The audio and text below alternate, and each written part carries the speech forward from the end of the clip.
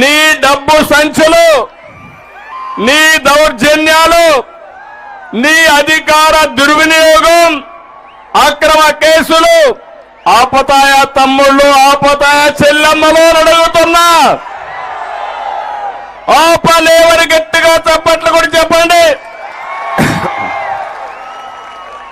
ప్రజల్లో నీ పాలనపై కసి కనిపిస్తా ఉంది, తిరుగుబాటు కనిపిస్తా ఉంది.